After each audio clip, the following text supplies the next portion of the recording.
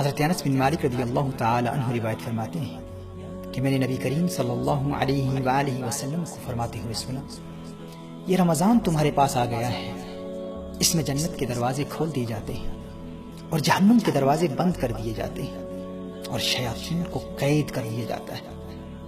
محروم ہے وہ شخص جس نے رمضان کو پایا اور اس کی مغفرت نہ ہوئی، کہ جب اس کی رمضان میں مغفرت نہ ہوئی تو پھر کب ہوگی۔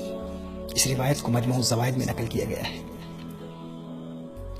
ناظرین اکرام، ملت اسلامیہ کے لیے رمضان المبارک ایک سالانہ تربیتی پروگرام کی حیثیت رکھتا ہے۔ یہ روحانی ٹریننگ کا مہینہ ہے۔ اگر اس مہینے میں ہم نے کامیاب ٹریننگ حاصل کر لی تو باقی 11 مہینوں میں بھی کامیابی ہمارے قدم کیوں رہے گی۔ ہاں، اگر اس ایک مہینے میں ہم ٹریننگ میں ناکام ہو گئے تو بعد میں کامیابی حاصل کرنا بہت مشکل ہو جاتا ہے۔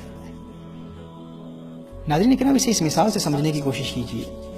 دیکھیے، اگر کوئی باکسر کسی باکسنگ رنگ میں بغیر کسی مد مقابل کے ایک راؤنڈ میں صرف پنچنگ بیگ کو پنچ کر رہا ہو اور اسٹیمنا اس کا اس قدر کمزور ہو کہ بغیر کسی دوسرے باکسر کے صرف پنچنگ بیگ کو پنچ کرتے ہوئے وہ تھک جائے اور کھڑا نہ رہ سکے اور دعویٰ یہ کرے کہ باقی 11 راؤنڈز میں دوسرے باکسر کو بھی ہرا دوں گا، تو آپ کہیں گے نادان انسان، بغیر کسی مد مقابل کے، بغیر کسی مخالف کے، بغیر کسی اپوننٹ کے تو ایک راؤنڈ میں بھی کھڑا نہیں رہ سکتا، تو باقی 11 راؤنڈ میں جب تیرا مد مقابل تجھے مار رہا ہوگا تو اس کا مقابلہ کیسے کرے گا۔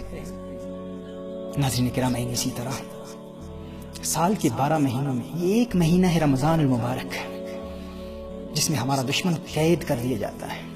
اب رنگ میں ہم اکیلے ہیں، کوئی حملہ کرنے والا نہیں ہے، پھر بھی ہم نمازیں قضا کر رہے ہیں، پھر بھی ہم حرام موویز دیکھ رہے ہیں، پھر بھی ہم غیبتیں کر رہے ہیں، پھر بھی ہم گناہوں کا ارتکاب کر رہے ہیں، اور دعویٰ یہ ہے کہ بعد میں ہم ضرور نیک بن جائیں گے اور مغفرت حاصل کر لیں گے۔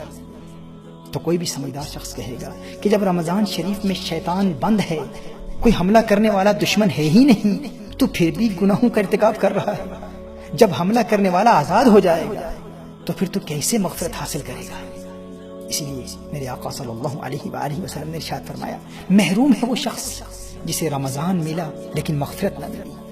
اگر رمضان میں مغفرت نہ ملی تو پھر کب ملے گا؟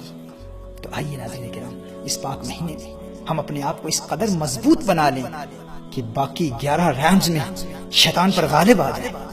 اللہ جل وعلا سے دعا ہے کہ خلاق کائنات ہمیں اس پاک مہینے کی قدر کرنے کی توفیق عطا فرمائے اور اس پاک مہینے میں شریعت مطہرہ کے احکام پر عمل کرنے کی توفیق عطا فرمائے۔